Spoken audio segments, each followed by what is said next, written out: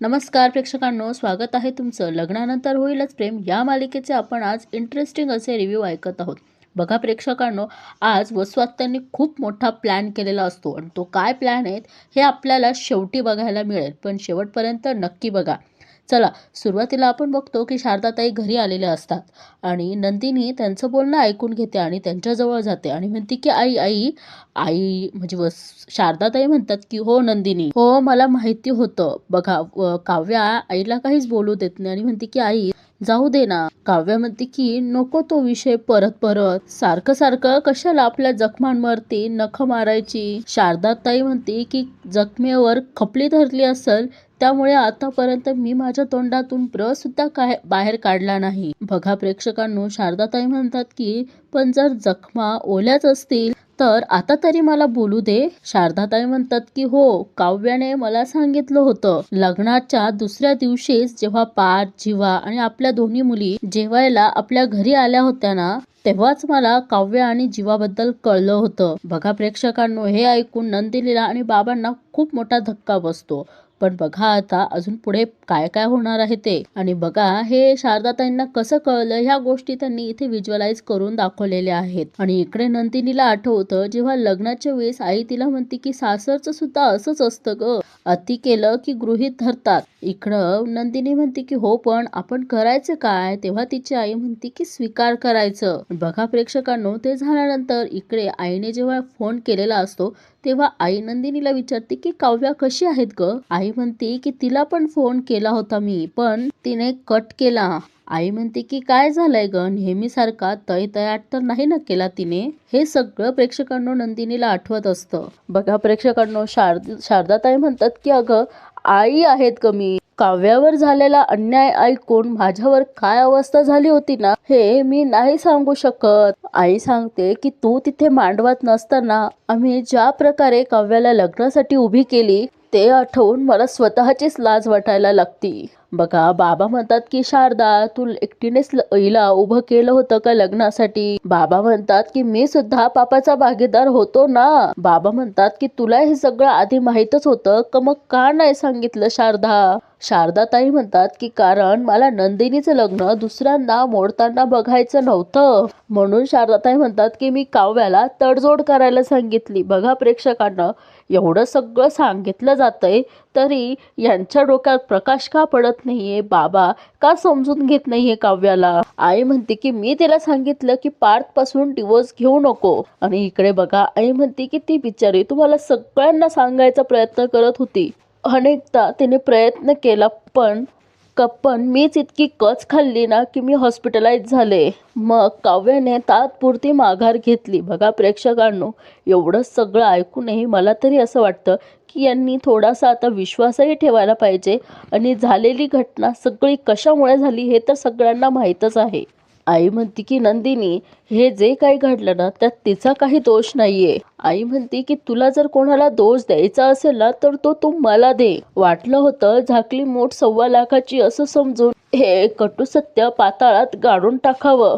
हे कटू सत्य राक्षसासारखं समोर येऊन माझ्या दोन्ही मुलींचा संसार असा एका क्षणात संपवून टाकेल ना, असं नव्हतं वाटलं ग. बघा प्रेक्षकांनो, शारदाताई म्हणतात की नंदिनी, तुझी गुन्हेगार काव्या नाही.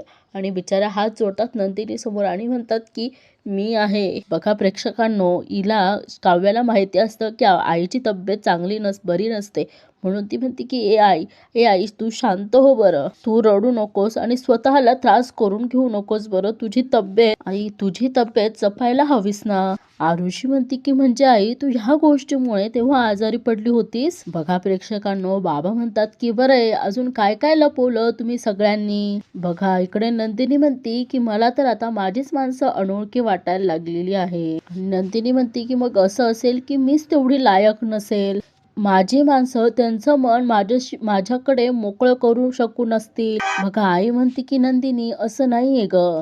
नंदिनीची आई म्हणते की मी त्यावेळी अशा पेचात अडकले होते की मला काही समजतच नव्हतं. तुझ्यावर अन्याय व्हायला नको म्हणून मी काव्यावर तडजोडीचं ओझं टाकलं. बघा नंदिनी म्हणते की शेवटी काय झालं आई, ह्या ओझ्याखाली दबून विश्वास मेला, नाती संपली, लग्न मोडली. इकडे काव्या म्हणते की नाही नाही ताई नाही, असं काहीही झालेलं नाहीये. अजूनही पार्थचं माझ्यावर आणि जन्मेजयचं तुझ्यावर मनापासून प्रेम आहेत ग, मनापासून प्रेम आहे. काव्या म्हणते की ताई मला माहिती आहे की मी ही गोष्ट लपवलीत, पण सगळं चांगलं चाललं होतं ग आपलं, सगळ्यांच्या भल्यासाठी ही गोष्ट लपवलीत मी. इकडे बाबा म्हणतात की तू आणि जीवाने ही जी काही लपवाछपवी केली आहेत ना, आणि बघा शारदाताई काही बोलणारच बाबा तिला थांबवतात. बाबा म्हणतात की त्यामुळेच हे सगळं घडलंय. बघा शारदाताई म्हणतात की अहो, बाबा म्हणतात की शारदा तुझ्याशी बोलायची तर माझी अजिबात इच्छा नाहीये. आणि बघा बाबा म्हणतात की काव्याबद्दल तर काय बोलू मी. बाबा काव्याला म्हणतात की माझ्या नजरेतनं उतरली आहेस तू. आणि चिडून म्हणतात की जीवा माझ्यासाठी मेलो आहे. बघा इकडे कोणीच कोणाचं समजून घेत नाहीये. बाबा म्हणतात कोणी कितीही गळे काढा, तुम्ही सगळ्यांनी माझ्या नंदिनीचा विश्वासघात केला आहे, विश्वासघात केला आहे तुम्ही सगळ्यांनी. बघा प्रेक्षकांनो, इथं तर बितलेली सगळ्यांवरच आहे, पण सगळं दोषी ठरवलं जात आहे काव्याला आणि जीवाला. त्यांनी त्या दोघांचा फायदाच बघितला म्हणून तर काव्या शांत बसली ना प्रेक्षकांनो. बघा प्रेक्षकांनो, असं बोलून बाबा तिथनं निघून जातात. आता हा जीवा बघा नंदिनीच्या आठवणींमध्ये खूप खूप म्हणजे काय म्हणतो ना, एकटा पडला आहे बिचारा. बघा प्रेक्षकांनो, तो बिचारा एकटा रूम मध्ये आलेला असतो आणि हळूच त्या बिछाण्यावर म्हणजे त्या बेडवर बसतो आणि त्या चादरीवर असा हळूवार हात हे करतो. त्याला नंदिनीची खूप म्हणजे खूप आठवण येत असते. बिचारा नंदिनीच्या आठवणीत रडत असतो. त्याला आठवतं की आपण जेव्हा दमून यायचं तेव्हा नंदिनी आपल्या डोक्यावरनं मायेने हात फिरवायची. इकडे गाणं लागतं, जिवंत असताना मी जीव दिवाज सावीच ताना. प्रेक्षकांना इथे खूप सॅड सॉन्ग लागलेलं आहेत. बघा ना, आता खरंच हे सगळे किती वाईट वाईट क्षण आहे या सगळ्यांसाठी. आता जीवा नंदिनीच्या आठवणींमध्ये असतो, तो आरशासमोर जातो आणि त्याला आठवतं की जेव्हा तो दमून आलेला असतो तेव्हा त्याची कसलीच इच्छा नसताना देखील नंदिनीने त्याचा मूड किती फ्रेश केलेला होता ते तेल मसाज करून. बघा तिथे नंदिनीने रागाच्या भरात या दोघांच्या लग्नाचा फोटो तोडून टाकलेला असतो, म्हणजे फेकून दिलेला असतो. तर त्याच्या काचा होता, ती फ्रेम बाजूला होती. बघा जेव्हा ती फ्रेम आता हातात घेतो आणि ती व्यवस्थित लावून ठेवतो तिथे ड्रेसिंग टेबलवर. आणि बघा प्रेक्षकांनो, तो जेव्हा कप्बड म्हणजे त्याचं कपाट ओपन करतो तेव्हा सगळे त्याला त्याचेच कपडे दिसतात आणि त्याला आठवतं की नंदिनीने तिचे स्वतःचे कपडे सगळे घेऊन गेलेली असती, ती साडी जाळलेली पण असती. हे सगळा प्रकार त्यांनी परत व्हिज्युअलाइज करून दाखवलेला आहे. आणि बघा ना प्रेक्षकांनो, तो स्वतःवरच इतका राग काढतो की बस, आणि त्या कपाटाला जोरात जोरात आपटत असतो. त्यामुळे वरती ठेवलेली ती बॅग ना खाली पडते. आणि बघा त्याला तो वरती बघतो आणि ती बॅग कशी खाली पडली ते बघतो आणि त्याला आठवतं जेव्हा यांना फिरायला जायचं होतं तर नंदिनी बॅग काढता काढता कसं जीवाच्या लागलं नव्हतं, पण त्यांनी कसं नाटक केलं होतं. ह्या सगळ्या गोष्टी त्याला आठवत असतात की नंदिनी सोबत तो किती मस्ती करायचा, काय काय करायचा, ह्या सगळ्या गोष्टी जीवाला आठवत असतात. आणि बघा त्या बॅगकडे जातो आणि त्याला आठवतं की आपण किती नाटक केलं होतं नंदिनीला, की इथे लागलं तिथे लागलं म्हणून नंदिनी त्याला लागलं म्हणून फूक मारत असते. बघा प्रेक्षकांनो, इकडे या जीवाची अवस्था काय झाली आहे आपण तर बघतोच आहे. तो बिचारा त्या बॅगेला कवटाळून बसलेला असतो आणि आपण बघतो की इकडे ही नंदिनी सुद्धा खूप म्हणजे खूप रडत असते. आणि आता ती तिची बॅग आणलेली असते ना, ती ओपन करते आणि बघा प्रेक्षकांनो, नंदिनीने जी मेहंदी कलरची साडी हातात घेतली आणि तिला आठवतं की पार्टीच्या त्या रात्री की ह्या जीवाने सगळा पसारा केलेला असतो. त्यामुळे नंदिनी त्याच्यावर चिडते आणि म्हणते की काय हे काय जीवा, आणि त्याला म्हणते की मला तयार व्हायचंय. आणि तेव्हा तिला जीवा म्हणतो की ए चकाचक बाई, ऐक ना, ही किती सुंदर साडी आहे बघ ना. बघा प्रेक्षकांनो, इकडे नंदिनीला त्या जीवाची आठवणही नको असते. बघा का आईने प्रेम केलं ना, मग थोडा तरी त्याच्या बाजूनी माझं तरी एक मत आहे की त्यालाही समजून घेतलंच पाहिजे. पण असो, हिचा राग म्हणजे राग आहे. बघा आता तिने ती साडी फेकून देते आणि ती बॅग बंद करते आणि ती बॅग ठेवून देते आणि बेडवर बसते. आणि तिला बेडवर बघितल्यावर तिला आठवतं की आपण कसं बेडवर पार्टिशन केलेलं होतं, जे ब्लँकेट होतं ते व्यवस्थित घडी घातली आणि दोघांच्या मधोमध त्या ठेवलं होतं, म्हणजे दोघंही एकमेकांच्या जवळ यायला नको असं काहीसं त्यांचं मत होतं. आणि प्रेक्षकांनो ती सुद्धा गोष्ट यांनी व्हिज्युअलाइज करून दाखवलेली आहे. बघा प्रेक्षकांनो, नंदिनीला त्या गोष्टी आठवून सुद्धा खूप म्हणजे खूप रडायला येतं. संतापाच्या भरात ती हातातली बांगडी काढते आणि फेकून देते आणि ते जिव्हाने दिलेलं ते घड्याळ असतं ना, ते सुद्धा ती काढत असते. बघा प्रेक्षकांनो, नंदिनीला आठवतं की जीवाने कसं ते घड्याळ तिच्या हातात घातलेलं असतं. आणि बघा प्रेक्षकांनो, तेवढ्यात तिथे बाबा येतात आणि बाबा तिच्या खांद्यावर हात ठेवतात. बघा प्रेक्षकांनो, बाबा आल्यावर तिला अजूनच रडायला येतं आणि ती बाबांच्या गळ्यात पडून पडून रडत असते. इतकी रडते ना प्रेक्षकांनो, की तिचं रडणं बघून तर मला सुद्धा रडायला येतंय. बघा प्रेक्षकांनो, आता झालं पार्थ बेडरूममध्ये आलेला असतो आणि बेडरूममध्ये येताच तो सगळीकडे बघतो. त्याला सुद्धा त्या रूमचा आता तिरस्कार व्हायला लागला आहे. आणि बघा प्रेक्षकांनो, त्याचा चष्मा तो तिथे काढून ठेवतो. कपाटामधनं शाल म्हणजे चादर घेतो, बेडशीट घेतो आणि उशी घेतो आणि तो हॉलमध्ये झोपण्यासाठी जातो. बघा, तो स्वतःच्या बेडरूममध्ये सुद्धा झोपत नाहीये. बघा प्रेक्षकांनो, इकडे आता पार्थ हॉलमध्ये येतो, उशी ठेवतो आणि झोपतो. झोपल्यानंतर त्याला काव्याच दिसते स्वप्नामध्ये सुद्धा. बघा इकडे पार्थ झोपण्याचा प्रयत्न करतो, पण त्याला काव्याच्या आठवणी काही झोपू तर देत नाहीये. बघा इकडे पार्थला ना काव्याच दिसत असते. तिचे केस ती सोडते मस्त मोकळे केसांमध्ये. इकडे आपण बघतो काव्या सुद्धा पार्थच्या आठवणींमध्ये रडत असते. ती बिचारी सोफ्याच्या तिथे खाली बसून रडतच असते.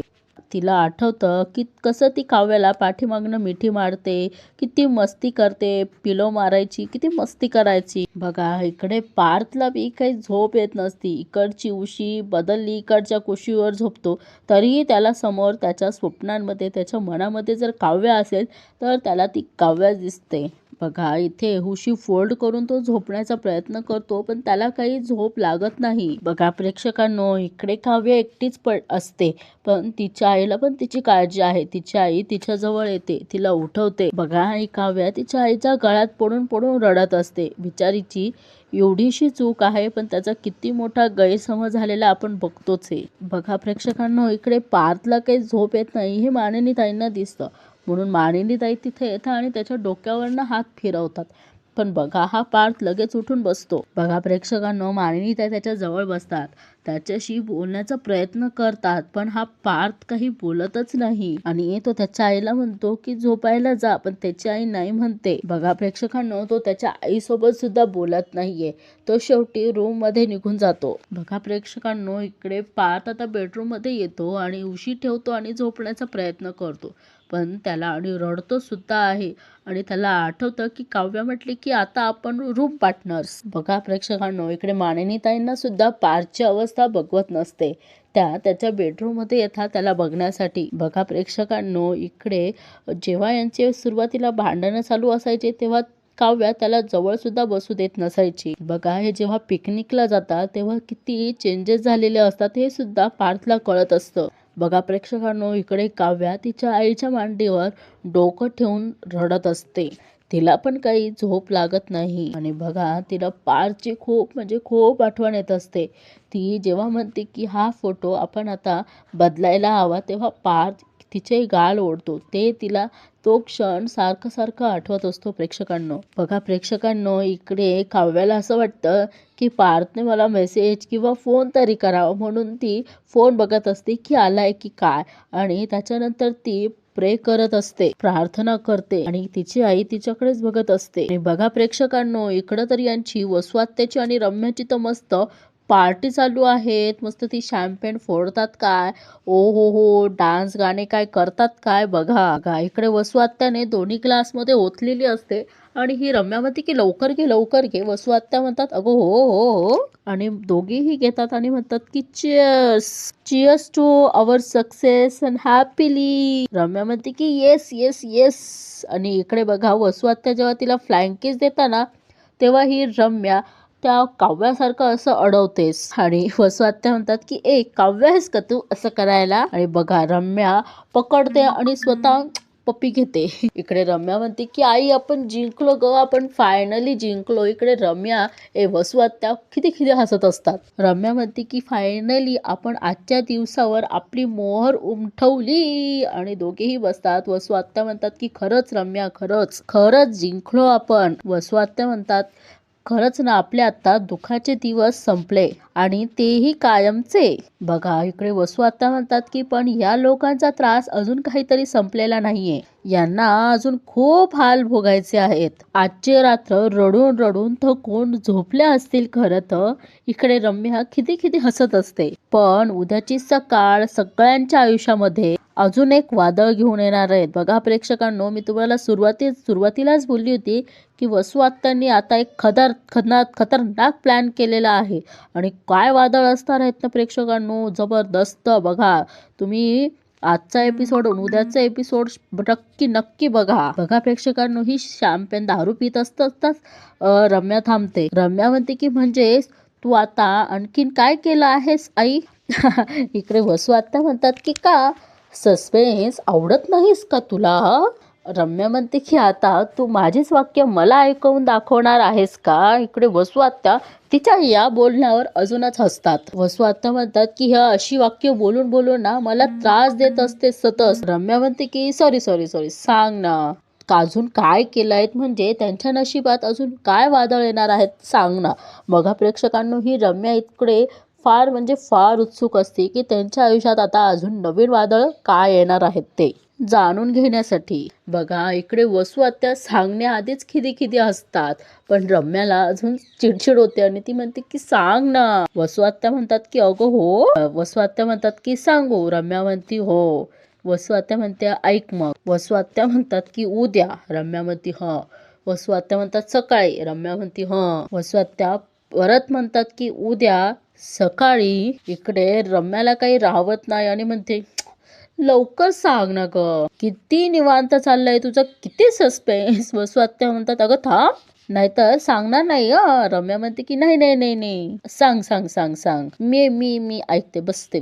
बघा आता वसू आत्या सांगतायत. प्रेक्षकांनो तुम्ही पण नीट ऐका काय वादळ आणणार आहेत ते.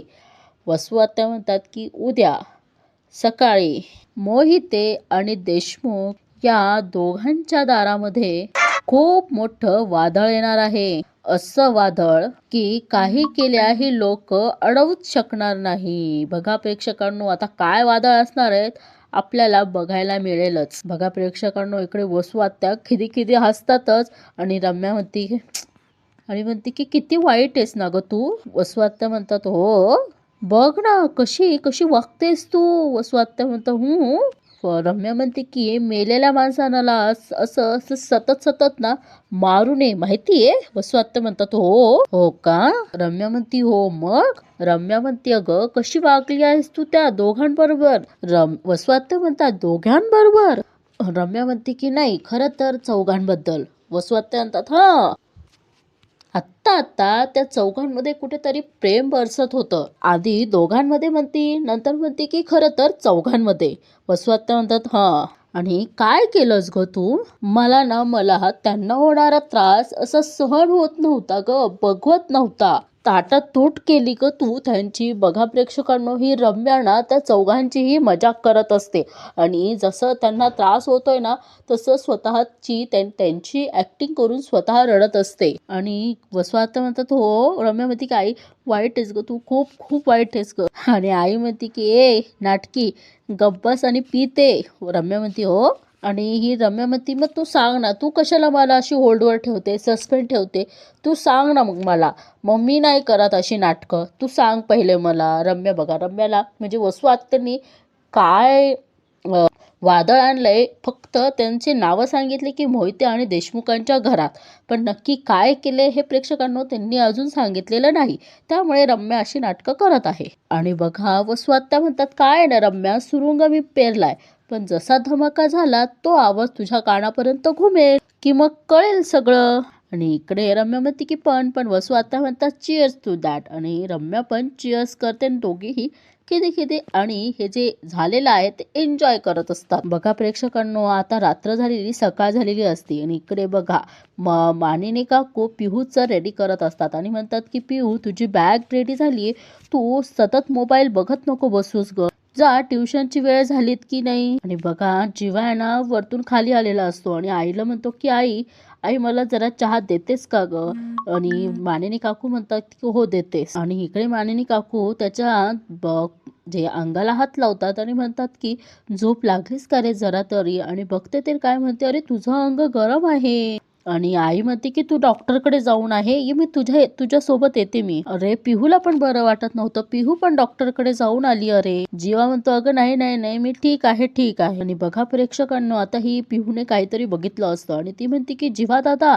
जीवा म्हणतो अगं काय ग. आणि ही पिहू म्हणते हे बघ 16 डिसेंबरची रील व्हायरल झालीये. आणि बघा प्रेक्षकांनो, त्याचे कमेंट ऐकतो हा जीवा आणि बसतो त्याला मोठा धक्काच. आणि कमेंट मध्ये लिहिलेलं असतं की देशमुखांची पोरं तर खूपच पोहोचलेली निघाली, एक लग्न करून त्याची झाली मजा आणि त्याच्या बायकोला झाली सजा. बघा हे सुद्धा मानिनी